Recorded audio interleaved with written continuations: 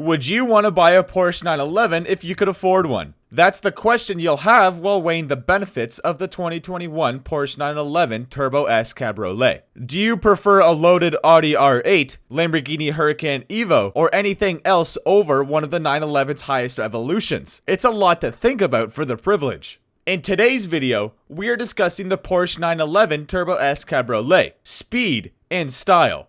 Kindly stay tuned until the end of the video. Thanks. It can be challenging to navigate the numerous iterations of the current Porsche 911. Only the most ardent fans can come up with the numerous car eras, the SS's, RS's, GT2s, GT3s, and turbos, and the insider jargon including a lot of 9s. That doesn't even include the 914, 718, 928, and 944, which are both historic and contemporary non-911 Porsche sports car models. The 911 Turbo S Cabriolet, on the other hand, is a model you should be aware of in time for summer weather, and the inevitable need for the wide road that inspires it. You must be able to refer to the 911 Turbo, the most powerful, except for the 911 GT2 RS strain of automobiles in the 991 line, which is the internal designation for the 7th generation Porsche 911 sports car, if you wish to sit at any car talk table. The turbos are the granddaddies of the Porsche 911 family, having been highly sought after since their inception in 1974. They were closely followed by BMW's 2002 Turbo, which was the first street-legal sports car to use the then novel turbocharging technology. Since then, the 911 turbos have established the standard.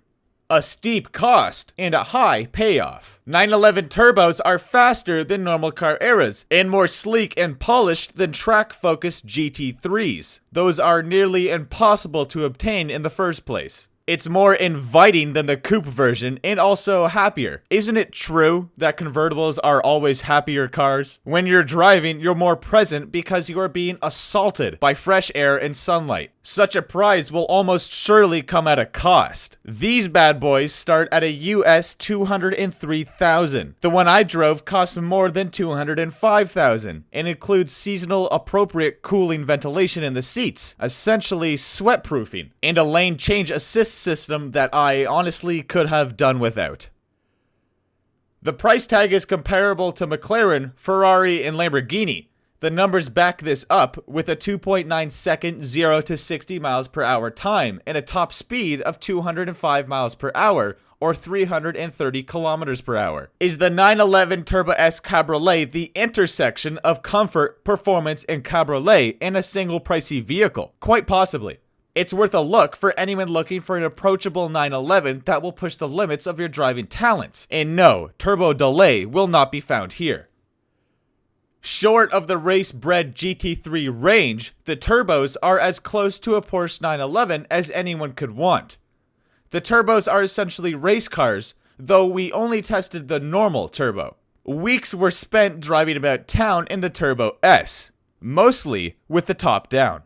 It's a variant you can't catch, with 640 horsepower and a sprint to 60 miles per hour in 2.7 seconds. The Turbo S's high performance efficacy stems from its 3.7-liter Boxer 6-cylinder engine, which produces 60 horsepower more than the previous version. Torque has increased by 37 pounds per foot to 590, allowing the S to shave 0.2 seconds off its 60 miles per hour run. The Cabriolet is barely a tenth of a second slower. They both have top speeds of 205 miles per hour. In addition, depending on the conditions, Porsche's traction management all-wheel drive system can send 368 pounds per foot to the front wheels. The engine is part of a new Porsche engine family, and it features a new air intake system, large intercoolers, and larger symmetrical turbochargers than the original Turbo S. The intercoolers were relocated from the back fenders to directly behind the engine, increasing cooling by 13%. The air filters are now installed in the fenders, and there are 2 more air vents beneath the deck wing. Piezo injectors are used in the direct injection system, which Porsche claims increases output output and responsiveness. The engine is found in the 3.0-liter 911, and a less powerful variant is found under the hood of the 911 Turbo, 572 horsepower and 554 pounds-per-foot of torque. The Turbo S engine is matted to an 8-speed dual-clutch PDK transmission, and the top speed is reached in 6th gear.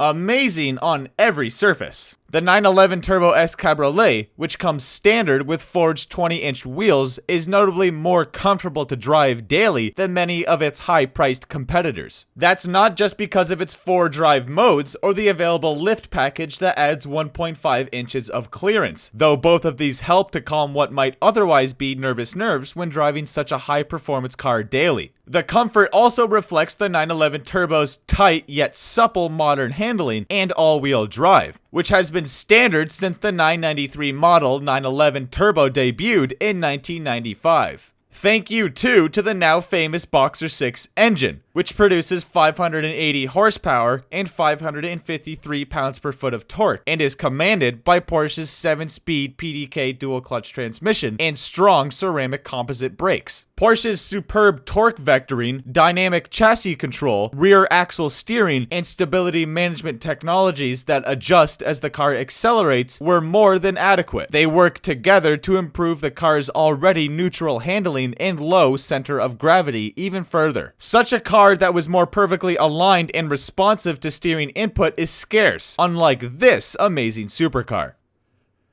Undercover and barely visible. Despite the fact that it has a ragtop, which disturbs the ideal roofline of so many excellent convertibles, the car has a visual presence to match its capacity to cover considerable ground. That top opens and shuts in 13 seconds at speeds of up to 31 miles per hour, which is really helpful and thankfully speedy, as I discovered during a spring rainstorm in the city. Because of its construction and seal, the 911 Turbo S is one of the quietest high-powered open-top sports cars on the market today. The rear of the car is its most distinguishing feature. It's where your neighbors and other inquisitive passerbys will notice that it's something remarkable. The vertically slated backlit grille, 3-dimensional rear lights, reflector units integrated into the air outlets, and gaping dual tailpipes make it plain that this car will not take any prisoners on the road. Inside the 911 Turbo S, there's still enough wind to justify wearing a hat while driving. An electrically operated deflector that shelters the wind stretches and retracts behind your head. It takes about 2 seconds and is incorporated under the back seat, requiring no additional space within the already small luggage compartment. Thank you for that as well. Other interior touches will be instantly recognizable to any Porscheophile. The new infotainment system and 7-inch touchscreen are as intuitive as ever, with Apple CarPlay and Wi-Fi as standard. The Bose surround sound system with 12 speakers and 555-watt output, standard on all 911 Turbo variants, will fill the car with a rich buffer of music that passerbys will envy. There's so much to appreciate about the 911 Turbo S Cabriolet that I'm confident you'll discover even more when you get your hands on one. If only Porsche would make it a manual transmission. It surely should be, especially for a car that costs more than $200,000 US. That would completely blow the lid off this Cabriolet. Thanks for watching, and make sure to subscribe to the channel, like, and leave a comment saying I subscribed, and I'll personally reply to all of your comments. Thanks.